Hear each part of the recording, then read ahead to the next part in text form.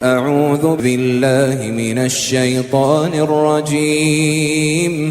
ശപിക്കപ്പെട്ട പിശാചിൽ നിന്ന് അല്ലാഹുവോട് ഞാൻ ശരണം തേടുന്നു. കദ്ദബത് സമൂദ് ബിതഗ്വാഹാ. സമൂദ് ഗോത്രം അതിന്റെ ധിക്കാരം മൂലം സത്യത്തെ നിഷേധിച്ചു തള്ളുകയുണ്ടായി. ഇദിൻബഅസ അശ്ഖാഹാ.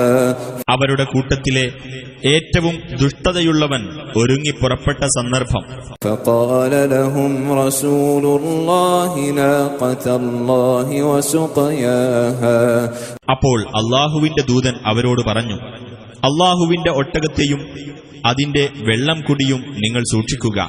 فكذبوه فعقروها فدمدم عليهم ربهم بذنبهم فسواها. അപ്പോൾ അവർ അദ്ദേഹത്തെ നിഷേധിച്ചു തള്ളുകയും ആ ഒട്ടകത്തെ അറുകൊല നടത്തുകയും ചെയ്തു.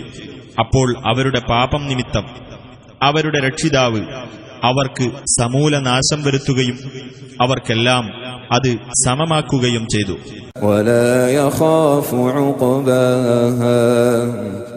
അതിന്റെ അനന്തരഫലം അവൻ ഭയപ്പെട്ടിരുന്നുമില്ല.